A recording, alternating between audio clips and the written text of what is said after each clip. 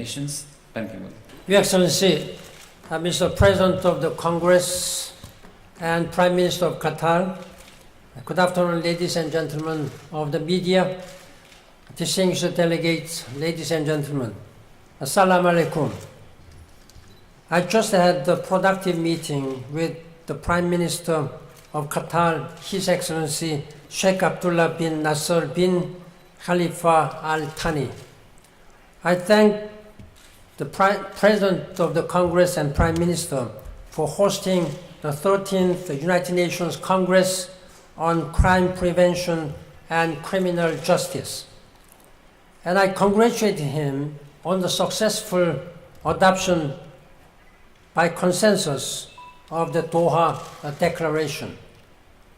I believe the declaration to be implementable, concise, and achievable. I expect this conference to be action-driven. It should provide a platform for increased cooperation between governments, intergovernmental organizations, and civil society on the whole spectrum of crime prevention and criminal justice issues. I really appreciate and highly commend the leadership of President of the Congress and Prime Minister. Thank you. Shukran jazila. Ladies and gentlemen, the Prime Minister and I discussed, in addition to this crime prevention and crime justice, a range of subjects of mutual concern, including transnational crime and terrorism. One of the biggest security threats, challenges we face is the rise of Daesh or ISIL. The international community has to address the conditions that allow groups like Daesh or ISIL to emerge and grow. On April 21st and 22nd, there will be a high-level UN General Assembly thematic debate on tolerance and reconciliation organized in close cooperation with the Alliance of Civilization Initiative. Later in the year, I also plan to present a comprehensive UN plan of action on preventing violent extremism, including through good governance, the rule of law, engaging women and youth, and all those alienated from our societies. In Iraq, I welcome the recent liberation of Tikrit, but I am alarmed by allegations of serious human rights violations and destruction of property perpetrated by forces and militias fighting alongside the Iraqi forces. I am pleased that the government of Iraq is taking these reports seriously and has urged the protection of civilians and their property. I encourage the government of Iraq to restore the rule of law in areas liberated from Daesh or ISIL. Alleged violations of or abuses of human rights must be investigated and perpetrators held to account. Over 2.5 million people have now been displaced in Iraq. Minority communities, women and children remain particularly affected.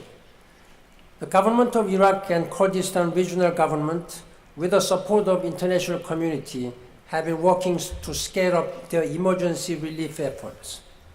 However, the vast challenges remain and additional resources are urgently needed. In Yemen, I have strongly objected to the Houthis attempting to control the country by force.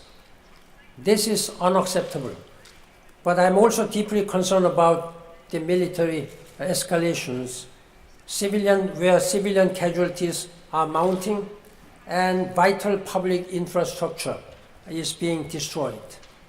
The internal crisis in Yemen should not be allowed to grow into a protracted regional conflict. We urgently need a de-escalation and return to peaceful negotiation. I firmly believe that the UN-brokered negotiations remain the best chance to prevent a long, drawn-out conflict, and I strongly support the efforts of my Special Envoy Jamal Ben-Omar. Life-saving humanitarian assistance in Yemen is continuing to the extent possible through national staff and a network of local partners. In Gaza, I remain deeply concerned by continuing tensions. I thank Qatar for its generous support towards rebuilding Gaza, and I urge all donors to fully meet the commitments they made in Cairo last October. I also urge the Palestinians to overcome their divisions.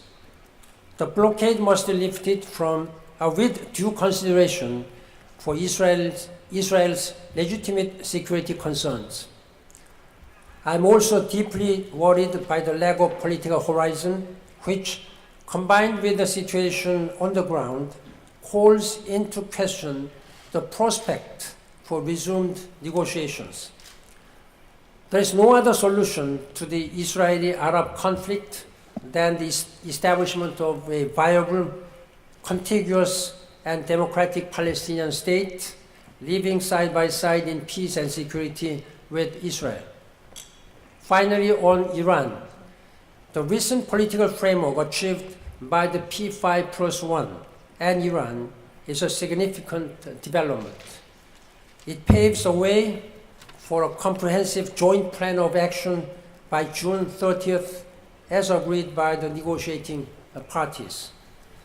The agreement will be of historical international value, providing for substantial limits on Iran's nuclear program, and at the same time, for the removal of sanctions. It will respect Iran's needs and rights while providing assurances to the international community that Iran's nuclear activities will remain exclusively peaceful. I strongly believe that a comprehensive negotiated solution to the Iranian nuclear issue will contribute to the peace and stability in the region. Again, I thank Your Excellency, Mr. Prime Minister, for your leadership and also visionary leadership of His Highness Emir of Qatar and many other government officials and people for their strong support and working together with the United Nations to make this world more peaceful, more prosperous, and where human rights will be protected. I thank you. Shukran jazilan.